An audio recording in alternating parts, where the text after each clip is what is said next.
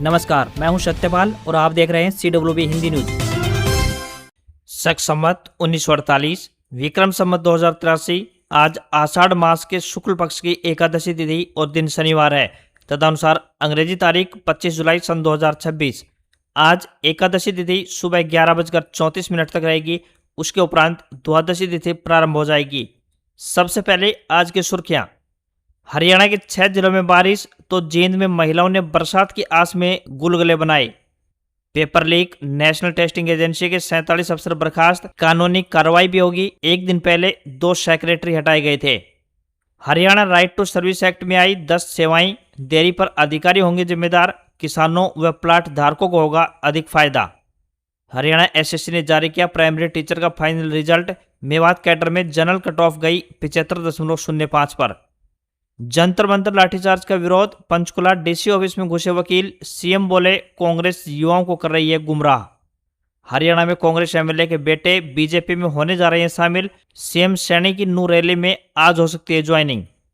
भारत को Commonwealth games 2026 में पहला मेडल मिला। झंडू कुमार को पैरा पावर लिफ्टिंग में ब्रॉन्ज मिला, तो वहीं 190 kg का उठाया वजन।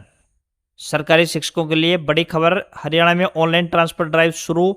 30 अगस्त को आएगी फाइनल लिस्ट। हरियाणा की सरकारी स्कूलों में बड़ा बदलाव, अब हर सप्ताह गाया जाएगा राज्य गीत। दावा, वांगचुक की भूख हड़ताल तुड़वाने में कांग्रेस सांसद का अहम रोल। सरकार के साथ 3 दिन चली पर्दे के पीछे बातचीत। किया सिरोस ईवी लॉन्च की गई, कीमत 7,99,000 रुपये से शुरू। इलेक्ट्रिक एसयूवी फुल चार्ज में 526 किलोमीटर चलेगी। दिल्ली विश्वविद्यालय में 25 जुलाई से एडमिशन का दूसरा चरण शुरू। ड्रीम कॉलेज पाने का सुनहरा अवसर। कुरुक्षेत्र में भगवान जगन्नाथ की भव्य रथ यात्रा निकाली गई। भाई बलदेव और बहन सुभद्रा रहे साथ। क्रेन से 56 भोग किए गए अर्पित। करनाल में दुष्यंत चौटाला बोले फास्ट ट्रैक कोर्ट पर्याप्त नहीं, पेपर लीक पर उम्र कैद की सजा का रखना होगा प्रावधान। असंध में 3 अवैध कॉलोनियों पर चला बुलडोजर। 24 एकड़ में डीपीसी और सड़कें ध्वस्त की गई। पुलिस बल की मौजूदगी में की ये कार्रवाई। शादी जन्मदिन के डिजिटल इनविटेशन कार्ड सावधानी से खोलें। हिसार पुलिस का दावा, व्हाट्सएप पर आई .apk फाइल से पूरा फोन हो सकता है हैक। और 2026 मारुति ब्रेजा फेसलिफ्ट लॉन्च की गई। शुरुआती कीमत 7,40,000 रुपये। नए टर्बो पेट्रोल इंजन के साथ 20.47 किलोमीटर प्रति लीटर का माइलेज का दावा। सेफ्टी के लिए एडास फीचर्स दिए गए। और अब खबरें विस्तार से। हरियाणा में शुक्रवार को सोनीपत, पानीपत, जींद, महेंद्रगढ़, रोहतक और फतेहाबाद में बारिश दर्ज की गई है, तो वहीं जींद के जुलानी गांव में महिलाओं ने बारिश के आस में अनोखी परंपरा अपनाई। यहां तालाब के पास इकट्ठा होकर महिलाओं ने सामूहिक रूप से मीठे गुलगुले यानी पकोड़े बनाए। इन्हें इंद्रदेव को भोग लगाकर अच्छी वर्षा की कामना की गई। यमुनानगर में हाथनीकुंड बैराज पर चिनूक हेलीकॉप्टर से सेना ने बाढ़ से बचाने की प्रैक्टिस की गई। यहाँ हेलीकॉप्टर से जवानों ने यमुना में छलांग लगाई। करीब 1 घंटे तक 16 जवानों ने प्रैक्टिस की। इस दौरान हेलीकॉप्टर यमुना के ऊपर ही घूमता रहा। तो वहीं मौसम विभाग के अनुसार अगले 3 दिनों तक मौसम कुछ कमजोर रह सकता है। हालांकि 27 जुलाई से प्रदेश में फिर से बारिश की गतिविधियों में तेजी आने की संभावना जताई गई है। उधर खराब मौसम को देखते हुए सुबह 8 बजे चलने वाली कालका शिमला टॉय ट्रेन का संचालन 29 जुलाई तक बंद कर दिया गया है। इस हेरिटेज रेल मार्ग पर भूस्खलन की आशंका के चलते ये निर्णय लिया गया। सोनम वांगचुक की भूख हड़ताल तुड़वाने में कांग्रेस सांसद का रोल सामने आ रहा है। मीडिया रिपोर्ट्स में दावा किया जा रहा है कि राज्यसभा सांसद विवेक तनखा ने सरकार और वांगचुक के बीच के गतिरोध को खत्म किया। करीब 3 दिन तक बैक चैनल बातचीत चली। कई स्तरों पर कोशिश की गई। इसके बाद सहमति बनाने में कामयाबी मिली। तनखा पहले भी वांगचुक के एनएसए मामले में सुप्रीम कोर्ट में उनकी ओर से पैरवी कर चुके हैं। दोनों के बीच अच्छे रिश्ते हैं। ये भी कहा जा रहा है कि बातचीत में लद्दाख के कुछ नेताओं ने भी मध्यस्थ की भूमिका निभाई है। अनशन तोड़ने के बाद वांगचुक ने कहा कि धर्मेंद्र प्रधान के इस्तीफे पर सरकार ने कोई आश्वासन नहीं दिया है। उनके लिए सबसे अहम बात छात्रों पर कार्रवाई रुकवानी थी। धर्मेंद्र प्रधान का इस्तीफा इतना जरूरी नहीं था। नीट पेपर लीक के खिलाफ वांगचुक 27 दिन से भूख हड़ताल पर थे। उन्होंने गुरुवार देर रात 12:30 बजे अपना अनशन खत्म कर दिया। केंद्रीय मंत्री जेपी नड्डा और जितेंद्र सिंह गुरुग्राम के मेदांता अस्पताल पहुंचे, जहां नड्डा ने वांगचुक को जूस पिलाकर अनशन तुड़वाया। वांगचुक ने वीडियो संदेश में कहा कि सरकार के साथ उनकी 3 प्रमुख मांगों पर चर्चा हुई है। सरकार की ओर से इन मांगों पर लिखित आश्वासन मिलने के बाद बाद उन्होंने भूख हड़ताल खत्म करने का फैसला लिया। वांगचुक ने कहा कि सरकार ने प्रदर्शनकारी छात्रों पर केस दर्ज नहीं करने, पेपर लीक और परीक्षा प्रणाली में जवाबदेही तय करने के मुद्दे पर संसद में चर्चा कराने और आत्महत्या करने वाले छात्रों के परिजन को उचित मुआवजा देने का आश्वासन दिया। वहीं नीट पेपर लीक मामले में नेशनल टेस्टिंग एजेंसी यानी एनटीए ने 47 अधिकारियों को बर्खास्त कर दिया है। न्यूज एजेंसी एएनआई ने सूत्रों के हवाले से खबर दी है, बर्खास्त अधिकारियों के खिलाफ क्रिमिनल केस दर्ज किया जाएगा। एक दिन पहले सरकार ने यानी गुरुवार को शिक्षा मंत्रालय के 2 सचिवों को भी बदला था। हरियाणा सरकार ने किसानों और आम नागरिकों को सरकारी सेवाएं समयबद्ध तरीके से उपलब्ध करवाने की दिशा में बड़ा और ठोस कदम उठाया है। सरकार ने हरियाणा राज्य कृषि विपणन बोर्ड यानी HSAMB के 10 महत्वपूर्ण सेवाओं को Haryana right to service act 2014 के दायरे में शामिल करते हुए राजपत्र अधिसूचना जारी कर दी है। इसके तहत अब इन सेवाओं के लिए निर्धारित समय सीमा तय कर दी गई है। यदि तय समय में सेवा उपलब्ध नहीं करवाई जाती है तो संबंधित अधिकारी के खिलाफ राइट टू सर्विस एक्ट के तहत शिकायत और अपील की जा सकेगी। नई व्यवस्था लागू होने के बाद मंडी बोर्ड से जुड़े कार्यों के लिए लोगों को अब लंबे समय तक कार्यालयों के चक्कर नहीं लगाने पड़ेंगे। विशेष रूप से NOC, conveyance deed, no dues certificate, संपत्ति के पुनः हस्तांतरण, जे फॉर्म जारी करने और कृषि दुर्घटनाओं में अनुग्रह सहायता जैसी सेवाओं को अब निश्चित समय में पूरा करना अनिवार्य किया गया है। इससे अधिकारियों की जवाबदेही तय होगी और नागरिकों को समयबद्ध सेवाएं मिल सकेंगी। दिल्ली के जंतर मंतर पर स्टूडेंट्स पर लाठीचार्ज के विरोध में हरियाणा में धरने प्रदर्शन तेज हो गए हैं। कई कलाकार, खिलाड़ी व इन्फ्लुएंसर्स भी जंतर मंतर पहुंच रहे हैं। जसपा ने भी सिरसा से अपना धरना जंतर मंतर पर शिफ्ट कर दिया है, तो वहीं पंचकुला में वकील नारेबाजी करते हुए डीसी ऑफिस में घुस गए। गोहाना में रोड पर जाम लगा दिया तो सिरसा में बीजेपी नेता के आवास बोर्ड पर कालिक पोतकर कॉकरोच जनता पार्टी यानी सीजेपी लिख दिया। गुरुग्राम पहुंचे मुख्यमंत्री नायब सिंह सैनी ने कहा कि प्रधानमंत्री नरेंद्र मोदी ने साफ किया है कि पेपर लीक मामले में दोषियों के खिलाफ सख्त कार्रवाई होगी। सरकार इस मुद्दे पर चर्चा के लिए तैयार है और विपक्ष को भी सहयोग करना चाहिए। यह युवाओं का मुद्दा है, इसलिए सरकार उनके भविष्य से खिलवाड़ नहीं कर सकती। सैनी सरकार ने कांग्रेस पर आरोप लगाया कि वह युवाओं को गुमराह कर इस मुद्दे का राजनीतिकरण कर रही है। कांग्रेस शासन में भी कई बार पेपर लीक हुए, लेकिन तब परीक्षाएं तक रद्द नहीं की जाती थी। वहीं हरियाणवी सिंगर अजय हुड्डा ने जंतर मंतर पहुंचकर युवाओं के समर्थन में सॉन्ग गाया, जिसके बोल थे, याद रखियो यह बात हमारी, नीट की चीट पड़ेगी भारी, मंत्री होके ने शिक्षा न खा गए, मोदी जी थारी तोप कड़े, हम दिल्ली आ गए। वहीं सोनीपत में प्रदर्शन कर रहे युवाओं ने कहा कि हमें आज हिंदू मुस्लिम में बांट रहे हैं। ऐसा करने वालों को देश के फ्यूचर से कोई मतलब नहीं है। रोहतक में जिला बार एसोसिएशन, हिसार, भिवानी और यमुनानगर में इनेलो वर्कर धरने पर बैठ गए। सोनीपत में प्रदर्शन कर रहे युवाओं ने कहा कि आज हमें हिंदू मुस्लिम में बांटा जा रहा है। ऐसा करने वालों को देश के फ्यूचर से कोई लेना देना नहीं है। जिस स्कूल में हम पढ़ रहे हैं वहाँ कास्टिज्म नहीं सिखाया गया है।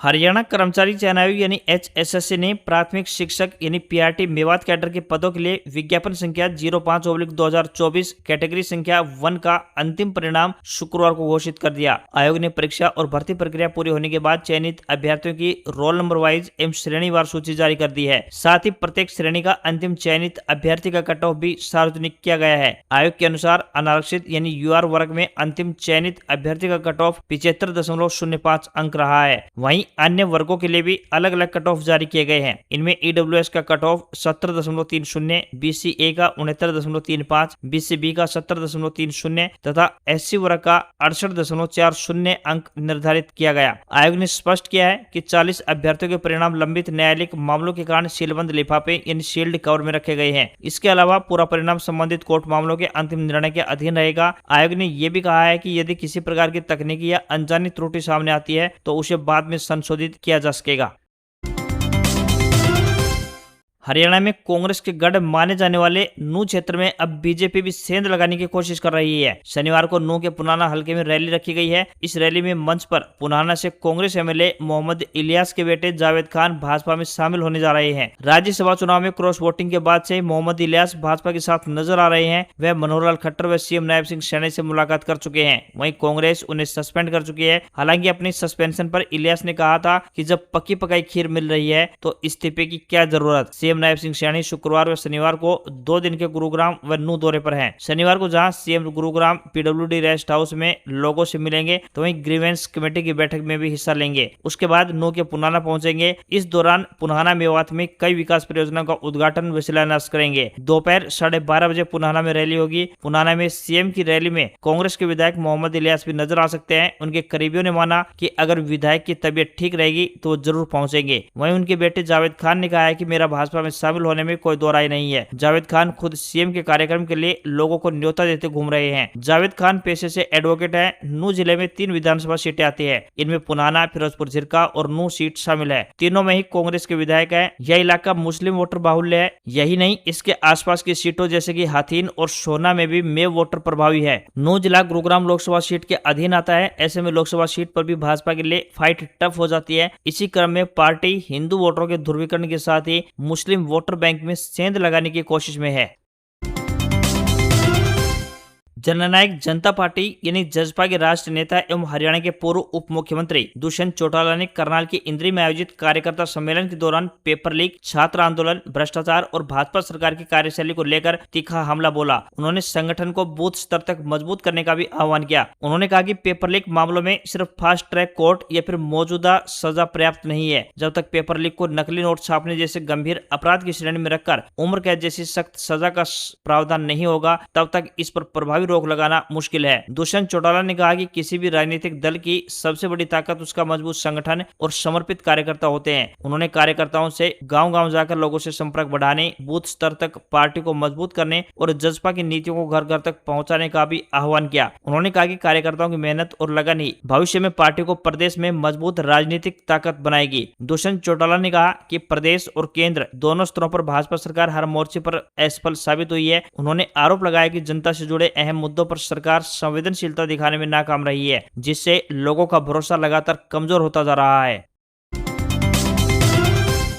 हिसार पुलिस का कहना है कि व्हाट्सएप, टेलीग्राम या मैसेंजर पर किसी भी शादी, जन्मदिन या गृह प्रवेश का डिजिटल निमंत्रण पत्र से आपका बैंक खाता पलक झपकते ही खाली हो सकता है। साइबर ठग अब सीधे बैंकिंग लिंक भेजने के बजाय पारिवारिक और सामाजिक कार्यक्रमों का सहारा ले रहे हैं। साइबर अपराधी व्हाट्सएप और सोशल मीडिया एप्स पर weddinginvitation.apk, birthdayinvitation.apk या फिर marriagecard.apk या invitationcard.apk जैसे नाम से फाइलें भेज रहे हैं। मैसेज में इस तरह के लुभावने और आत्मीय शब्द लिखे जाते हैं कि लगता है कि यह किसी करीबी ने ही भेजा होगा। लोग बिना सोचे समझे इसे आम डिजिटल कार्ड समझकर डाउनलोड और इंस्टॉल भी कर लेते हैं। फाइल के डाउनलोड होते ही यह फोन के पूरे सिस्टम पर कब्जा जमा लेता है। इसके बाद ठगों के पास आपकी स्क्रीन का लाइव एक्सेस पहुंच जाता है। इसके बाद आपके मोबाइल में मौजूद बैंकिंग ऐप, एपीआई, एसएमएस पर ओटीपी आता है। कॉन्ट्रैक्ट लिस्ट, निजी फोटो, वीडियो और दस्तावेज सब कुछ साइबर ठगों के कंट्रोल में चले जाते हैं। हिसार पुलिस का कहना है कि फोन हैक करने के बाद ठग पीड़ित के व्हाट्सएप से उसकी पूरी कॉन्टैक्ट लिस्ट के लोगों को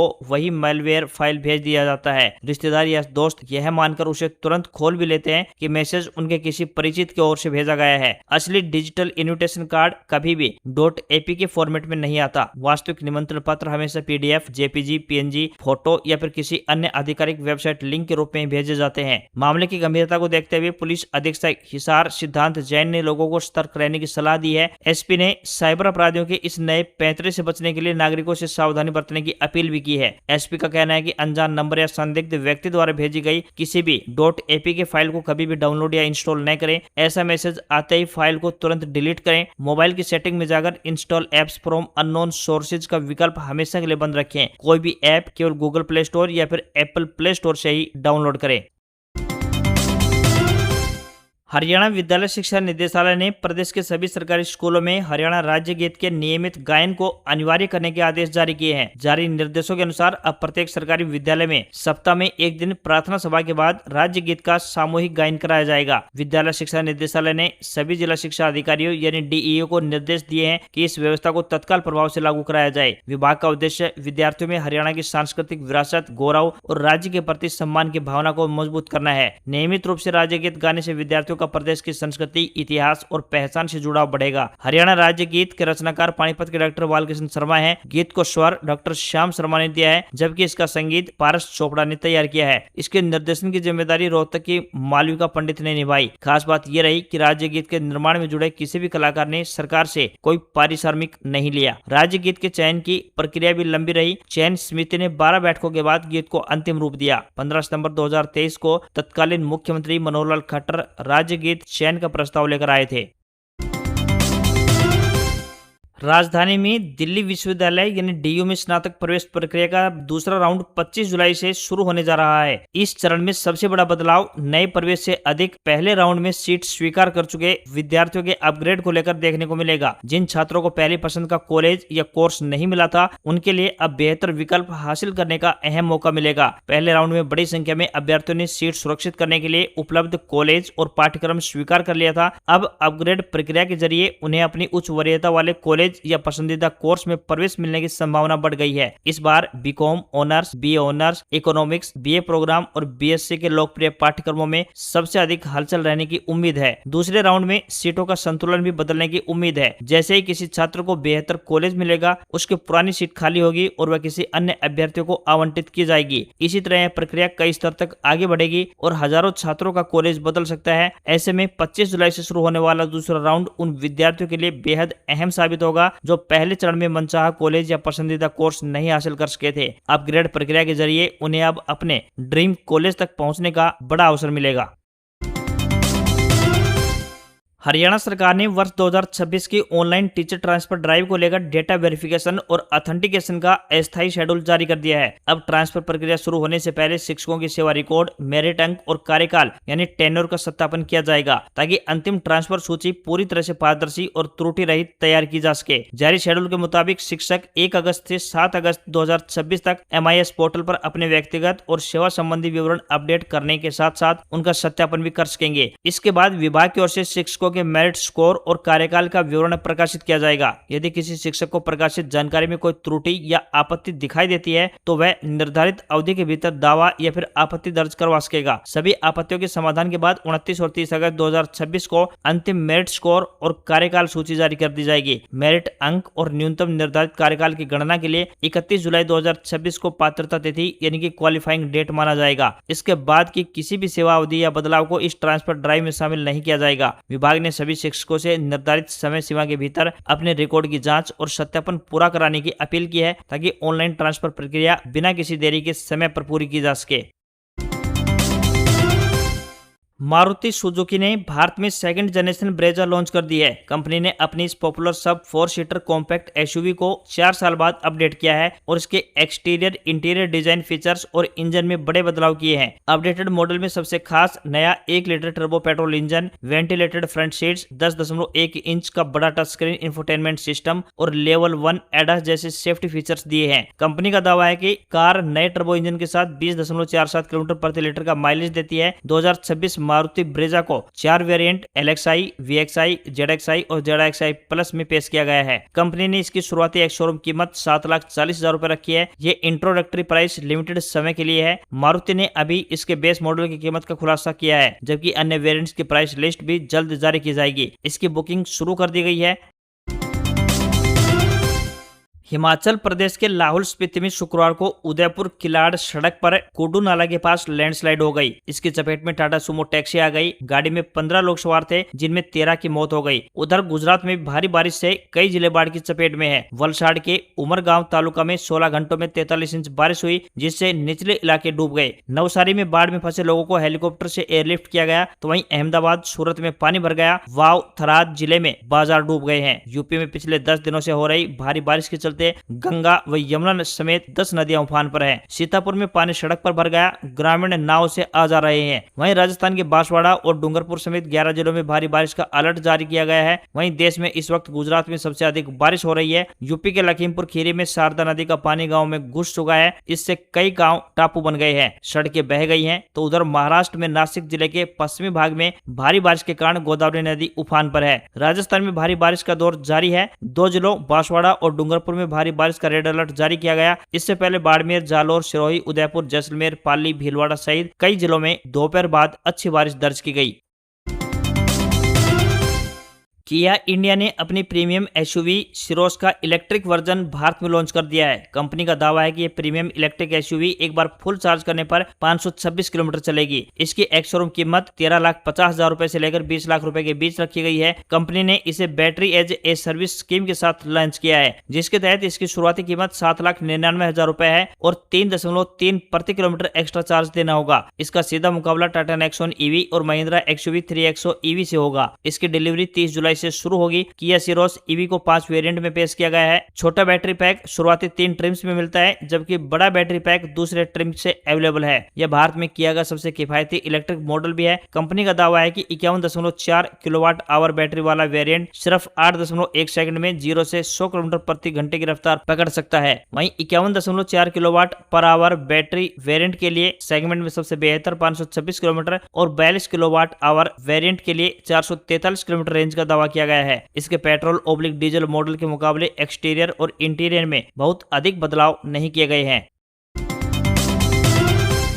भारतीय शेयर बाजार में गिरावट देखने को मिली। सेंसेक्स 331 अंक की गिरावट के साथ 76,059 के लेवल पर बंद हुआ। तो वहीं निफ्टी में भी 102 अंक की गिरावट रही और ये 23,767 के लेवल पर पहुंच गया। ऑटो, मेटल और रियल्टी सेक्टर में सबसे अधिक बिकवाली देखने को मिली। तो वहीं ब्रेंट क्रूड $96 प्रति बैरल के पार पहुंच गया। जानकारों का मानना है कि अगर अमेरिका, इजराइल और ईरान के बीच तनाव और बढ़ा तो तेल की कीमतें $120 प्रति बैरल तक जा सकती है। इसका असर भारत में पेट्रोल डीजल पर दिख सकता है। वहीं सोने की कीमतों में गिरावट रही। इंडिया बुलियन ज्वेलर्स एसोसिएशन के मुताबिक 10 ग्राम 24 कैरेट सोना 824 रुपए गिरकर 1,43,781 रुपए पर पहुंच गया। तो वहीं 1 किलो चांदी की कीमत 241 रुपए बढ़कर 2,22,721 रुपए पर पहुंच गई। वहीं 22 कैरेट सोने का दाम 1,31,703 रुपए प्रति 10 ग्राम के स्तर पर पहुंच गया। इसके अलावा $1 का रेट 96 रुपए 40 पैसे के स्तर पर पहुंच गया। आज खबरों में बस इतना ही। देखते रहिए आपका अपना हरियाणा का सबसे बेहतरीन news channel CWB Hindi news. नमस्कार। इसी आशा के साथ आपका दिन शुभ रहे।